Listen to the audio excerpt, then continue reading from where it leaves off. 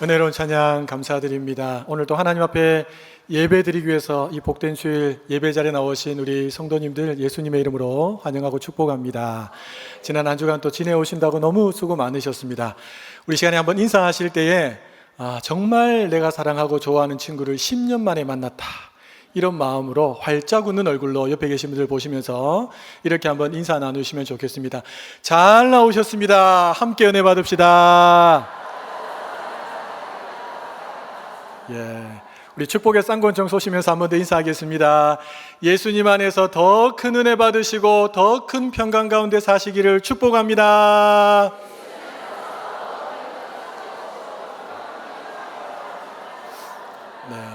아멘. 우리는 지난주일 갈라디아서에 나오는 인사말 1절부터 5절에 나오는 말씀을 살펴봤습니다. 바울은 이 인사말에서 두 가지 중요한 것들을 다루었다라고 말씀을 드렸습니다. 기억은 잘 안 나시죠? 제가 다시 기억나게 해드리겠습니다.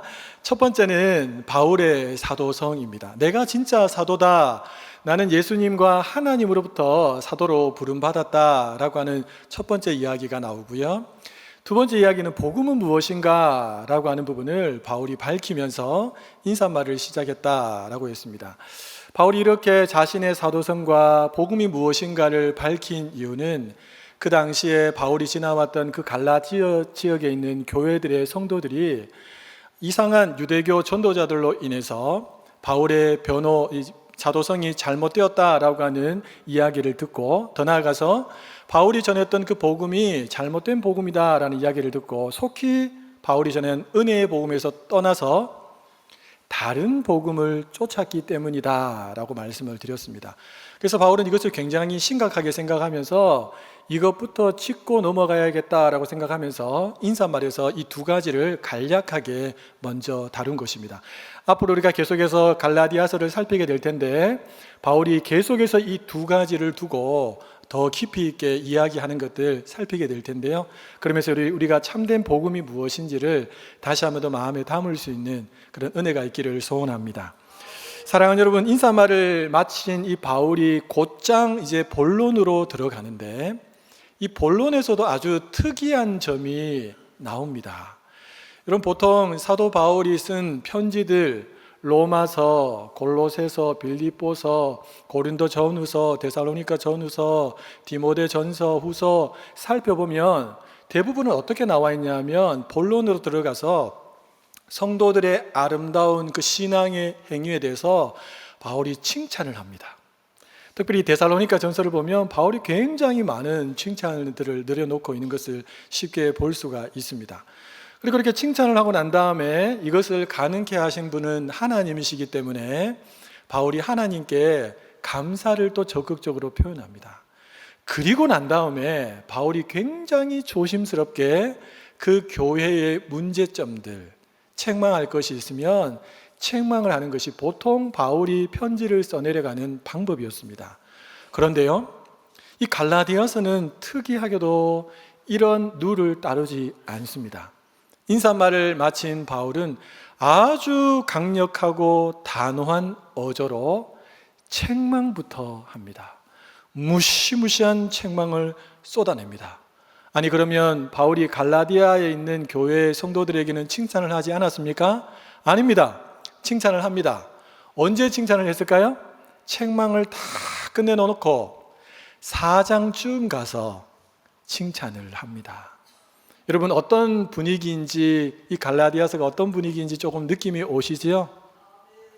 그만큼 바울이 지금 이 갈라디아 지역의 교회의 심각한 문제를 바울은 받아들였고, 이것을 그냥 살살 웃으면서 좋게 이야기할 것이 아니라 이것은 진리 문제이기 때문에 단호하고 명확하게 짚고 넘어가야 된다는 것을 바울은 인식하고 있었다는 것을 우리가 쉽게 짐작할 수가 있습니다. 자, 그렇다면 도대체 갈라디아 지역의 교회들의 무슨 문제가 있었고 그 문제가 얼마나 컸길래 지금 교회들이 바울로 하여금 이런 책망을 들을 만큼 심각한 위치에 놓여져 있었던 걸까요? 우리 오늘 본문 6절과 7절 말씀을 같이 한번 읽어보도록 하겠습니다. 그리스도의 은혜로 너희를 부르신 이를 이같이 속히 떠나 다른 복음을 따르는 것을 내가 이상하게 여기노라. 다른 복음은 없나니 다만 어떤 사람들이 너희를 교란하여 그리스도의 복음을 변하게 하려 함이라. 아멘. 바울은 어떤 사람들이 이 갈라디아 지역을 다니면서 그 교회 성도들에게 다른 복음을 전했고, 이 다른 복음을 들었던 성도들이 은혜의 복음에서 속히 떠나서 다른 복음을 붙드는 말도 안 되는 일이 벌어지고 있다는 것을 지금 말하고 있습니다.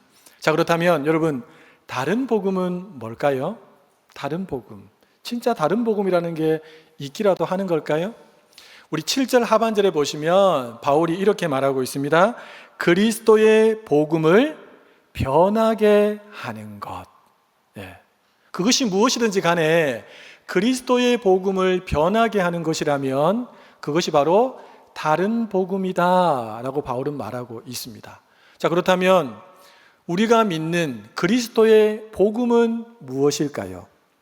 그 앞절에 나오는 4절을 통해서 바울이 먼저 복음이 무엇인지 한번 이야기를 했습니다. 그러나 갈라디아서 전체를 통해서 가장 선명하게 바울이 말하고 있는 그리스도의 복음은 갈라디아서 2장 16절에 나옵니다. 우리 2장 16절 말씀을 같이 한번 읽어보도록 하겠습니다. 사람이 의롭게 되는 것은 율법의 행위로 말미암음이 아니요 오직 예수 그리스도를 믿음으로 말미암는 줄 알므로 우리도 그리스도 예수를 믿나니 이는 우리가 율법의 행위로서가 아니고 그리스도를 믿음으로써 의롭다함을 얻으려 함이라. 율법의 행위로서는 의롭다함을 얻을 육체가 없느니라. 아멘. 사랑하는 여러분, 그리스도의 복음은 무엇입니까? 오직 예수 그리스도를 믿음으로 말미암아 내가 구원받는다, 내가 의로워진다 라고 하는 것이 그리스도의 복음입니다. 그런데 여기 나오는 다른 복음은 뭡니까? 여기에다가 다른 무언가를 덧붙이는 것입니다. 여러분, 어떤 사람들, 유대교 전도자들이 어떤 것을 덧붙였다고 말씀드렸습니까? 할례를 행해야 되고 율법을 지켜야 된다라는 것을 구원에 덧붙여서 설명했다는 것입니다. 실제로 이런 다른 복음이 전해졌을 때 이 갈라디아 지역의 교회 성도들은 이거 이상한데, 이거 아닌데 라고 생각해야 되는데 그렇게 생각하지 않고 오늘 본문에 보니까 속히 은혜의 복음에서 떠나서 다른 복음을 받아들였다라고 합니다. 여러분, 그들의 주장은 간단합니다. 예수 그리스도를 믿는 것만으로는 구원받을 수 없고 거기에다가 우리가 할례도 받아야 되고 율법도 지켜야지만 구원받을 수 있다라는 것입니다. 여러분, 이렇게 이야기한 이유가 뭘까요? 여러분, 지금 다른 복음을 전하는 사람은 예수님의 십자가와 부활을 믿지 않는 사람이 아닙니다. 이들은 예수님을 믿는 사람들이에요. 그런데 그들이 지금 거기에다가 할례와 율법을 덧붙이고 있는 겁니다. 왜 그럴까요? 간단합니다. 여러분, 율법에 나와 있는 이 할례를 지킨다는 것은 어떤 의미입니까? 이방인인 너희가 할례를 행함으로 유대인이 된다는 것이고, 유대인이 되어서 복음을 받아들이고 믿어야지만 성도가 된다고 하는 생각이 이들의 머릿속에 있었습니다. 또 하나 이들의 머릿속에 있는 것은 뭐냐 하면, 그렇게 성도가 된 다음에 온전하게 하는 것은 율법을 지킬 때만 가능한 것이기 때문에 율법을 반드시 지켜야지만 구원받을 수 있다라고 하는 이 논리를 펼치면서 그들이 갈라디아 지역에 있는 교회들마다, 성도들마다 이 다른 복음을 전한 것입니다. 여러분, 오늘날에는 유대교와 기독교가 선명하게 구분이 됩니다. 그러나 2000년 전만 해도 이런 구분이 없습니다. 그럼 어떻게 구분할 수 있을까요? 유대교 안에 예수를 믿는 사람들과 유대교 안에 예수를 믿지 않는 사람들로만 구분할 수 있었습니다. 자, 그러니까 어떤 문제가 발생하겠습니까, 여러분? 유대교 안에 예수를 믿는 사람들 입장에서 한번 생각해 보십시오. 그들의 삶 전체는 유대교의 뿌리를 두고 있습니다. 태어나면서부터 지금까지 자라온 모든 문화권, 모든 생활 패턴이 유대교라고 하는 그 안에서 이루어졌다는 것입니다. 그들에게 있어서 할례, 태어난 지 8일 만에 할례를 받고, 또 이스마엘의 후엘이면 13살 돼서 할례를 받고, 뭐 이런 여러 가지, 또 이방인들이 할례를 받는 이런 것들이 너무나도 자연스럽고, 할례를 받는 것은 하나님의 언약 백성을 상징하는 것이기 때문에 그들은 절대로 놓칠 수 없는 가치라고 여겼습니다. 그리고 뿐만 아니라 모세를 통해서 하나님이 주신 그 율법은 너무나도 귀한 것으로 그들은 받아들였다는 것입니다. 자, 그런데 문제가 뭐냐 하면 이 할례와 율법을 지키는 것을 구원의 문제와 연결시켜 버린 것입니다. 이건 너무 소중한데 그냥 내려놓을 수 없는 거야. 이건 분명히 예수를 믿는 믿음에 더해서 우리가 해야지만 진짜 구원을 받을 수 있는 거야 라고 그들은 자연스럽게 받아들이고 믿게 되었고, 자기들이 믿고 있는 것을 사람들에게 드러내며 살았던 것입니다.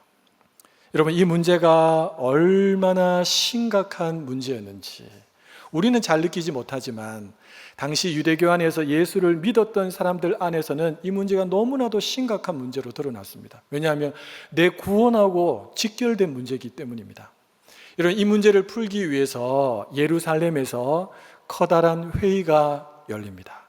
그 회의에 여러 많은 사람들이 참여하는데 예수님의 제자였던 사도들도 참여하고, 각 교회의 지도자였던 장로들도 참여하고, 바리새파에 있다가 예수 믿었던 사람들도 참여하고, 다양한 사람들이 참여해서 거기서 이런저런 이야기를 함께 주고받습니다.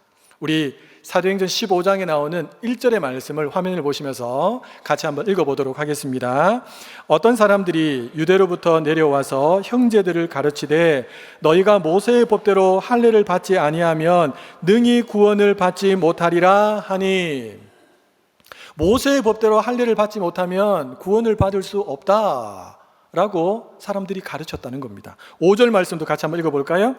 바리새파 중에 어떤 믿는 사람들이 일어나 말하되 이방인에게 할례를 행하고 모세의 율법을 지키라 명하는 것이 마땅하다. 할례를 행하고 모세의 율법을 지키는 것이 마땅하다라고 한 것입니다. 여러분, 할례와 율법 준수, 이것이 구원에 있어서 반드시 필요한 요소다라고 이들은 주장한 것입니다. 앞서 말했지만 여러분, 이들은 예수님을 모르는 사람이 아닙니다. 예수님의 십자가의 죽으심과 부활하심을 진짜로 믿는 사람들이었습니다. 그런데 거기에다가 할례와 율법 준수까지 더해야지만 진짜 구원이 이루어진다라고 생각하고 사람들에게 가르쳤던 사람들입니다. 여러분, 그러니까 오직 예수님을 믿음으로 말미암아 구원을 얻고 의롭게 된다고 생각하는 그리스도인들과 유대 그리스도인 중에서 아니야, 할례도 행해야 되고 율법도 지켜야 된다라고 하는 이 두 사람들이, 두 부류가 충돌이 일어난 것입니다. 많은 이야기가 오갔습니다. 이렇게 해야 된다, 아니야, 저렇게 해야 된다, 이런 많은 이야기가 오가는 중에 두 명의 사람들이 이 회의의 결론을 짓게 됩니다. 누군가? 당시 초대교회의 수장이었던 베드로, 그리고 또 한 명의 초대교회의 기둥과 같았던 예수님의 동생 야고보, 두 사람이 이 회의의 결론을 짓습니다. 계속해서 사람들이 이것이 맞다, 저것이 맞다, 이것이 맞다, 저것이 맞다고 하는 중에 갑자기 베드로가 그 자리에서 일어납니다.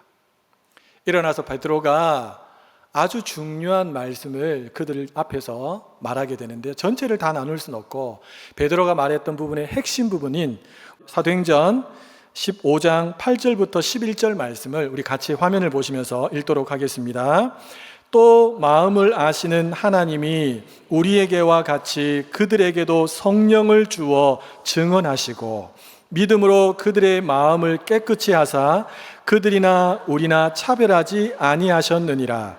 그런데 지금 너희가 어찌하여 하나님을 시험하여 우리 조상과 우리도 능히 매지 못하던 멍에를 제자들의 목에 두려느냐. 그러나 우리는 그들이 우리와 동일하게 주 예수의 은혜로 구원받는 줄을 믿노라 하니라. 아멘. 무슨 말입니까?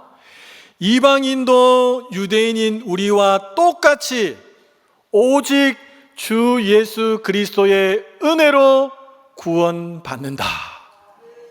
베드로가 일어나서 이렇게 결론을 지었습니다. 그리고 뒤에 야고보 사도가 일어나서 야고보가 거기에 덧붙여서 말하면서 예루살렘 회의가 마무리됩니다. 여러분, 할례와 율법을 지키는 것이 구원에 필요합니까? 필요하지 않습니까? 구원을 받는데 필요합니까? 필요하지 않습니까? 필요하지 않습니다. 필요하지 않습니다. 여러분, 예루살렘 이 회의는 사도 바울이 1차 전도 여행을 마치고 돌아와서 2차 전도 여행을 가기 전에 있었습니다. 대략 그 사이 기간이 전문가 학자들이 말하기를 1년에서 2년 정도였다라고 합니다. 자, 그런데 보십시오. 요즘처럼 당시는 통신이나 인터넷이 전혀 발달되지 않았습니다. 그래서 예루살렘에서 많은 지도자들이 모여서 회의를 했던 그 결과에 대해서 요즘처럼 전화 한 통 하거나 인터넷 홈페이지에 올리거나 이러면 사람들이 다 볼 수 있는데 그런 상황이 아니었어요. 게다가 당시 바울이 1차 전도여행을 다니면서 세웠던 교회들은 어떤 교회들이냐니까 가정에서 모이는, 소수의 사람들이 모이는 가정교회들이 대부분이었습니다. 그러다 보니까 이 소식을 전혀 모르고 있었던 것입니다. 그런 중에 유대교 전도자들이 바울이 세운 교회들을 다니면서 구원에 대해서 말하기 시작한 것입니다. 여러분, 예수님도 믿어야 되지만 모세를 통해서 준 그 율법, 할례, 이것을 행해야지만 진짜 구원이 임합니다. 여러분, 바울은 진짜 예수님의 제자가 아닙니다. 그는 진짜 사도가 아닙니다. 그러니까 우리가 전하는 이 말을 받으셔야 합니다 라고 하면서 계속 사람들이 다니면서 이런 이야기를 하니까 어떤 교회에서는 그것을 거부하고 밀어내고 아니야, 이것이 진짜 복음이야 라고 생각했지만 갈라디아 지역에 있는 교회들은 그것을 거부하지 않고 속히 은혜의 복음에서 떠나서 그들이 전하는 다른 복음을 붙잡아 버린 것입니다. 심각한 문제가 지금 교회 안에서 이 복음의 문제, 구원의 문제를 통해서 발생했던 것이지요. 사랑하는 여러분, 구원은 오직 예수 그리스도를 믿음을 통해서 우리에게 주어지는 선물인 줄로 믿습니다. 구원을 얻기 위해 그 어떤 우리의 수고도 필요하지 않습니다. 여러분, 이슬람교 잘 아십니까? 이슬람교. 여러분, 이슬람교에서도 구원을 말합니다. 이슬람교에서 구원을 받으려면 어떻게 구원을 받는가? 그들의 신인 알라를 믿어야 합니다. 그리고 그들의 경전인 뭐죠? 코란을 믿어야 합니다. 그리고 그들의 우러러 보는 최고의 신이라고 할 만한 마호멧을 믿어야 합니다. 거기에 더해서 그들은 선행을 행해야 합니다. 그들이 행해야 될 선행, 반드시 해야 될 것은 4가지입니다. 4가지. 첫 번째가 뭐냐 하면 마호멧이 태어났던 그 메카를 향해서 하루에 5번 기도하는 것입니다. 여러분, 제가 예전에 터키 단기 선교를 간 적이 있는데 일정한 시간이 되면 음악이 흘러나옵니다. 이런 음악이 나옵니다. 혹시 여러분 이슬람권 가셔서 이런 소리 들어본 적 있습니까? 네. 알라는 위대하다. 알라는 위대하다. 이런 내용의 음악이 계속 나옵니다. 그러면 그때 사람들이 하던 일을 멈추고 그 자리에서 엎드려서 기도하는 것입니다. 이게 첫 번째입니다. 첫 번째. 두 번째는 뭐냐 하면 자기 재산의 일정 부분을 가난한 사람들에게 나누어 줘야지 구원받습니다. 그러니까 자기만 움켜쥐고 있으면 절대로 그 사람은 구원받을 수 없습니다. 세 번째는 뭐냐 하면 라마단 금식 기간이 있습니다. 30일 동안 해가 떠 있을 때는 절대로 뭔가를 먹어서는 안 됩니다. 해가 지면은요, 열심히 먹습니다. 쫄쫄 굶었다가 해가 딱 사라지면 사람들이 와 잔치다고 하면서 모여갖고 막 이것저것 막 먹습니다. 그리고 다시 해가 딱 뜨면요, 다시 안 먹습니다. 물도 한 모금 안 마신다고 합니다. 이걸 30일 동안 합니다. 라마단 기간. 이것을 위해서 우리 그리스도인들은 라마단 기도라고 해서 하나님 그 시간에 그들에게 찾아가셔서 만나달라고 우리가 같이 집중해서 기도하는 시간들이 있습니다. 네 번째, 이들이 구원받기 위해서 행해야 될 선행은 뭐냐 하면 바로 그 메카, 일생에 단 한 번 그 메카에 가서 순례를 해야 합니다. 이것은 반드시 해야 하는 것입니다. 우리로 이야기하면 예수님이 태어나신 그 이스라엘에 가서 성지 순례를 해야지만 구원받는다는 겁니다. 그래서 여러분 해마다 얼마나 많은 사람들이 그 메카에 찾아오는지 모릅니다. 그래서 사람들이 너무 많아서 그 주위를 돌다가 밟혀 죽는 사람들만 해도 매년 100명 이상 나옵니다. 그런데도 불구하고 그들이 그렇게 그곳으로 찾아가서 순례하는 이유가 무엇입니까? 구원받기 위해서입니다. 자, 그런데 문제는 그들이 알라도 믿고 코란도 믿고 마호메도 믿고 거기에다가 이 선행들도 다 했어요. 그런데도 불구하고 이들의 마음속에는 구원의 확신이 없습니다. 구원이라고 하는 저울에 딱 달아서 이렇게 내려가야지 구원받는데 아무리 생각해도 이렇게 간당간당한 겁니다. 내 지금 이렇게 하다 죽으면 분명히 구원받지 못할 건데 라고 하는 자기 안에 있는 죄의식들, 자기 안에 있는 잘못된 것들, 고난을 온전히 따르지 않았던 것들, 이런 여러 가지가 막 일어나면서 구원에 대해서 간당간당합니다. 여러분, 우리 그리스도인들은 구원의 확신이 있지만 그들에게는 구원의 확신이 없어요. 자, 그런데 그들에게 복음이 있습니다. 그게 뭐냐 하면 단 한 번에 즉시로 천국에 들어갈 수 있는 방법이 있습니다. 여러분, 만약에 그것이 있다면 여러분 하시겠습니까? 안 하시겠습니까?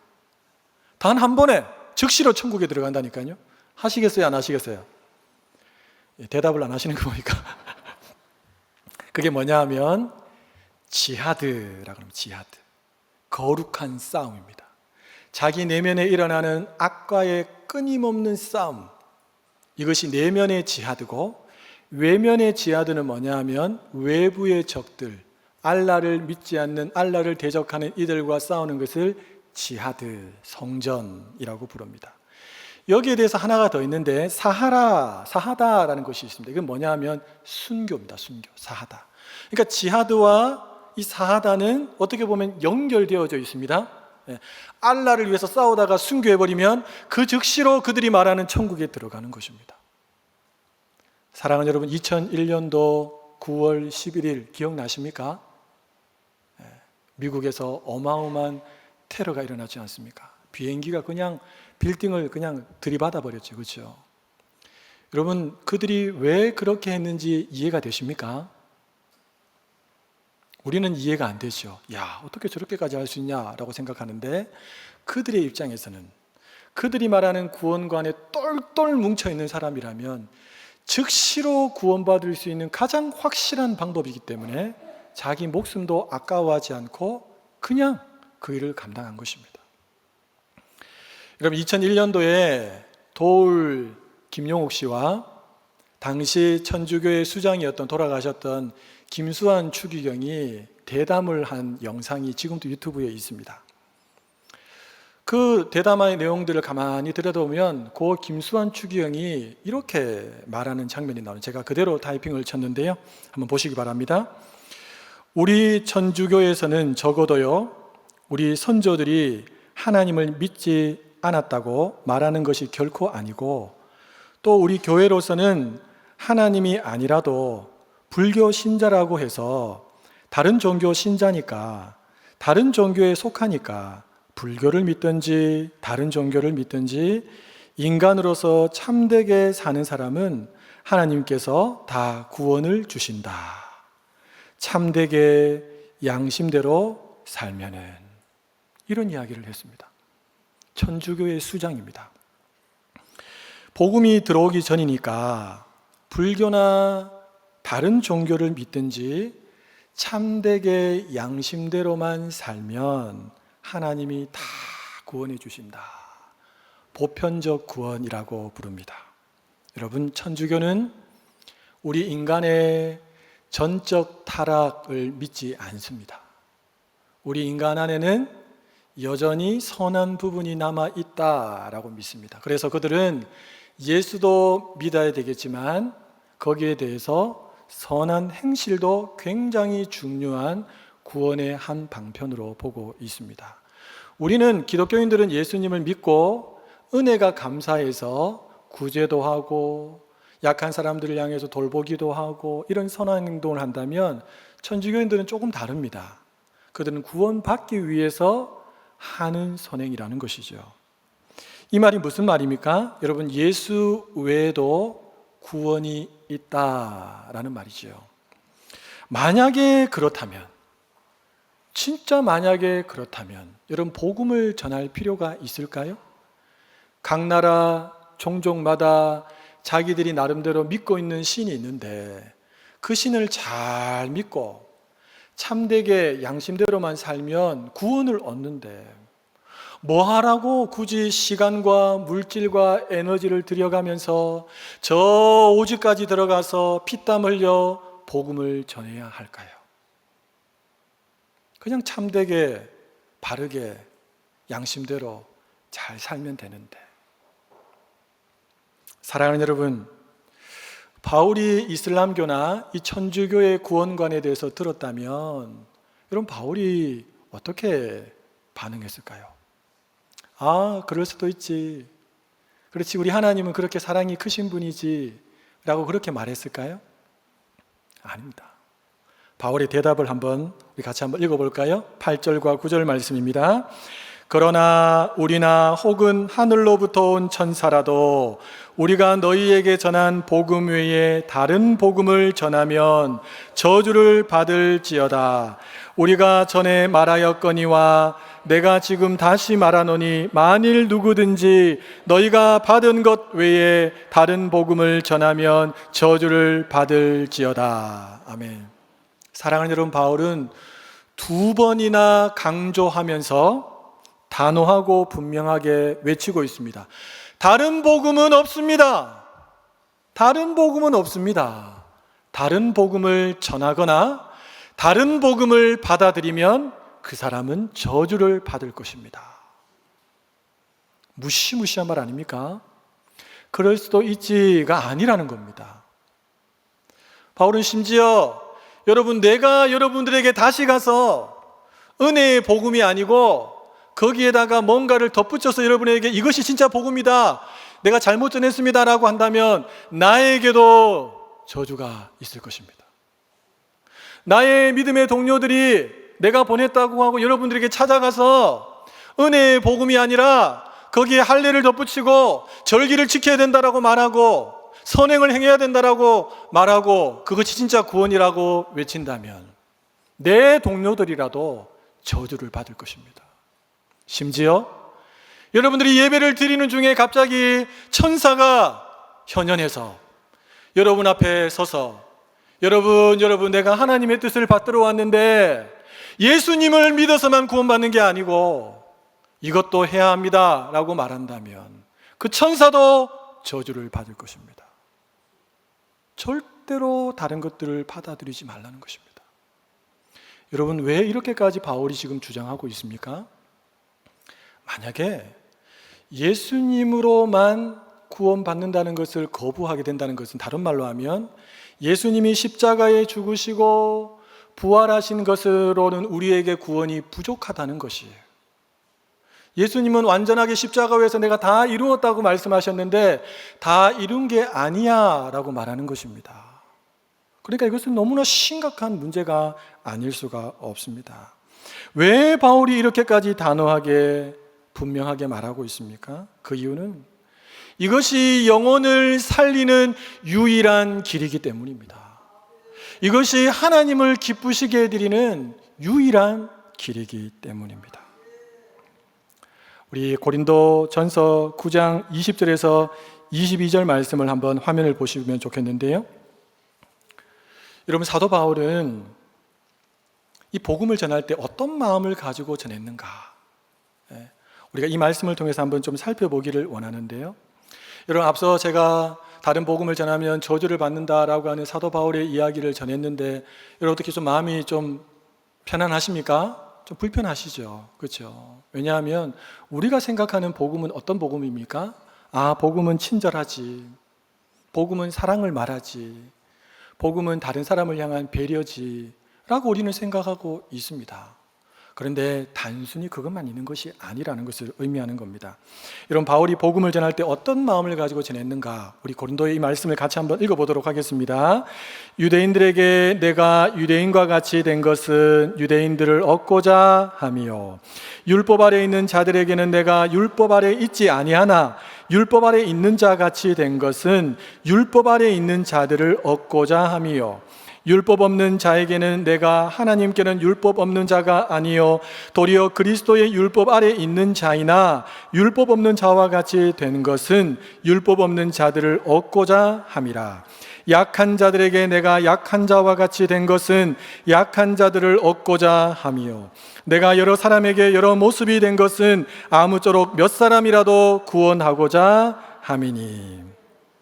바울은 누구를 만나든지 그 사람을 얻기 위해 복음을 전해서 그 사람의 생명을 살리는 일이라면 자신을 낮추어서 나는 그 사람에게 맞추어 갈 수 있습니다. 나 자신을 얼마든지 비워낼 수 있습니다. 내가 추구해야 될 것 있지만 그거 다 포기할 수 있습니다 라고 했던 사람이 바울이었습니다. 하지만 바울이 이것보다도 훨씬 더 중요하게 여겼던 가치가 있습니다. 그것이 무엇일까요? 오늘 본문 10절에 나오는 내용인데 우리 같이 한번 읽어보겠습니다.